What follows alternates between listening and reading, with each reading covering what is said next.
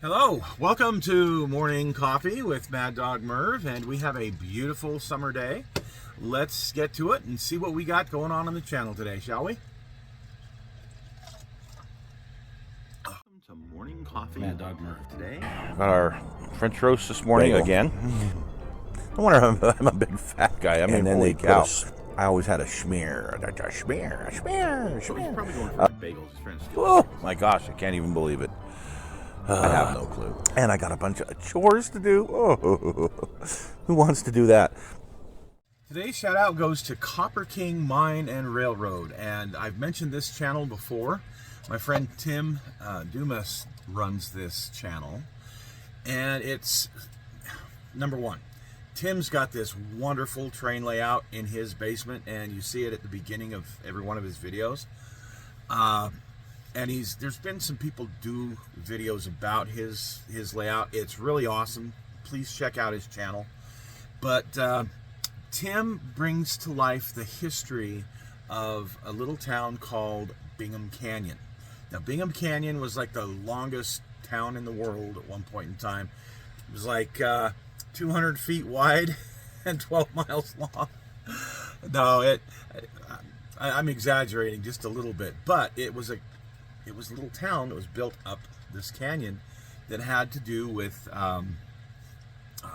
usually copper mining, but a lot of other minerals have come out of those mountains. But it was overtaken by the mine, open pit copper mining. In the 1960s, most of the little towns that had grown up along there to support it started getting eaten away by the mine, and by the early 70s it was all closed up, gone, things were torn down, and now the whole area is just a big pit. Well, most of the area is a big pit.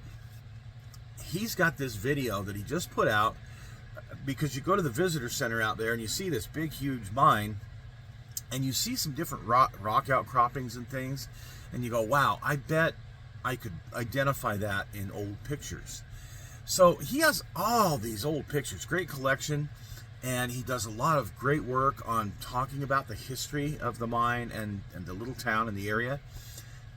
Please check it out. It's just cool. Even if you're not into Bingham Canyon history, just old mining history, it's really cool. Anyway, he put out this video recently that had to do, because I'd suggested to him, I saw him go up to the visitor center, do a video. I said, hey, Tim, you ought to do a video showing the before and now, how a certain area looked, because I know there's got to be some visual cues left. And sure enough, Tim delivered. And his latest video, it's just cool. You can see how it looks today and how it looked, 100, 120 years ago. It's awesome. So check it out. Copper King Mine and Railroad. You can tell I get a little excited about it because he puts out some cool stuff.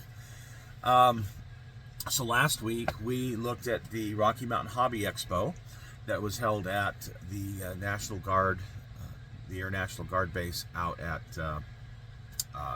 Airport number 2. And it was a great show, good attendance, but the models that were put out on display, it was awesome. It was inspiring, because again, this wasn't about people trying to beat each other at in a competition. This was more about putting your stuff on display, letting people see what you do, and having, if you wanted, you could have a judge critique your stuff to see how you can do better. And wow, what a great format. It was so much fun. Made a little bit of money because I was a vendor there, and got to see a bunch of old friends. It was kind of like a family reunion. So that was last week's show. I hope you guys liked some of the pictures that I was able to put up from that. What did we do on the kit hoarder stash? We did something. We did that Lincoln, that hot rod Lincoln. Really neat. That's been a kit that I've wanted for years, and it's been out for quite some time in different variations of it. So I finally was able to pick one up, got it, and I'm not disappointed. I can't wait to get going on it, although got a lot of other projects to do first, but it's going to be a really fun one when I do get to it. I just love that body style. I had a brother-in-law with one, and I could understand how, you could hot rod that thing up and it'd be really cool. So Anyway, that was the Kit Hoarder Stash. Now, upcoming this week, I decided I'm going to go ahead and do a little tutorial. Probably kind of short. And I know I do a lot of painting tutorials. Sorry, guys. I just take you along for the ride on what I do. So, you know, I'm very unconventional that way. A lot of other channels, they'll start to finish on a build, and that's great because it's all about that build. For me, it's all about the journey. So this week, I'm going to show you how I painted the body for that 71 F250 Ford that I recently reviewed. And I wanted to paint it in the same color that I had my truck, my 72 Highboy, many years ago. And I had tried to do it with a 78 model, that Firestone Ford, years ago, and it turned out okay. The paint job looked good, but you know, wrong body style, wrong grill, way wrong suspension, you know. So this time, at least, I've got the right starting point. Now, it's going to have a few things on it that my truck didn't, because they're molded into the body, and you know what, that's fine. It's going to be okay.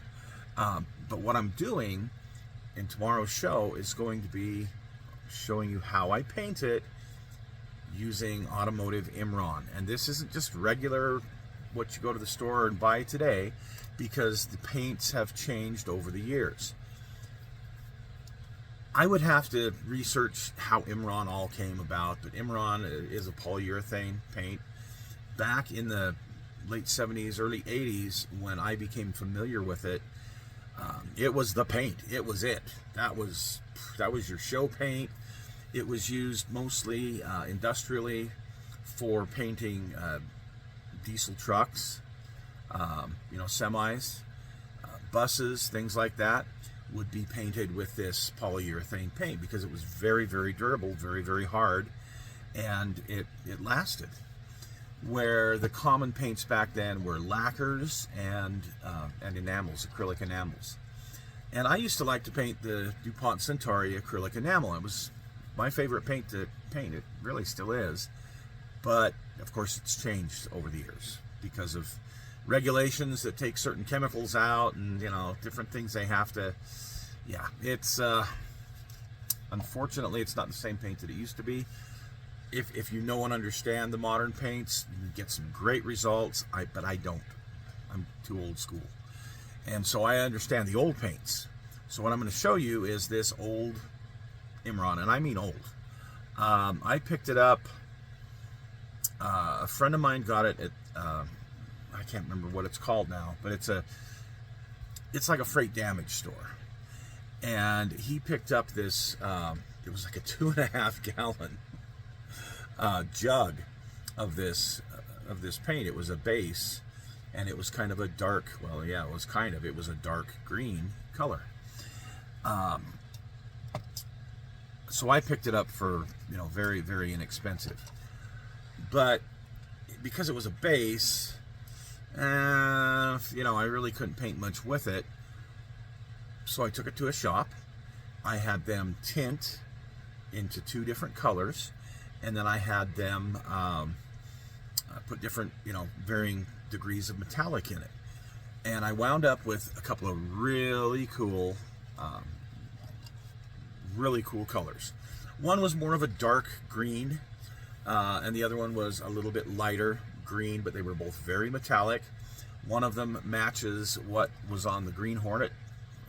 Remember that Mustang? I've talked about it before, the 67, 68 Mustang Shelby coupe that Carroll Shelby did was painted one of those greens. So anyway, I'm going to show you guys how I paint this Imron on this truck. It'll be kind of a short video, but hey, at least you'll get to see that. Also this week, no Kit Hoarder Stash. We're going to do the adventures in Warhammer. I'm not sure what we're going to cover. I got a lot going on there too, so that's what we'll do for the kit. Well, for Mad Dog's adventures in 40K this week.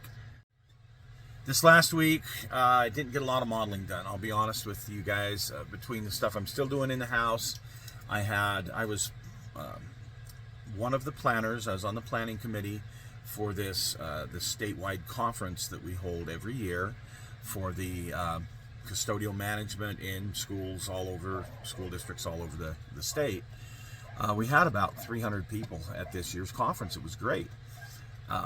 But there's always that last minute planning. Of course, there's the conference itself. So I was very busy with that this week. Just a lot of other things going on that I just didn't get a lot of modeling. But what I did do is Finley came over and he wanted to build his little Stegosaurus. So I helped him one night build the Stegosaurus. He would cut it off the tree, and I explained how we had to clean up the parts. And then we used, I can't find it here. Oh, there it is. We used this mostly, this stuff mostly, to glue it together. But I did use some sprue glue as well in some areas that need, you know, a little bit more gap. And so we would put the glue on and, you know, put the little pieces on. And he had fun doing all of that. Then I taught him how to use a spray can. He's 4, so 4.5. So, you know, using a spray can is kind of a new concept to him. But I showed him how far back you hold it. And of course, he wants to get closer. But he would spray it, and then I would kind of just move this around so it would get some good coverage. And it did. It got great coverage. We sprayed it with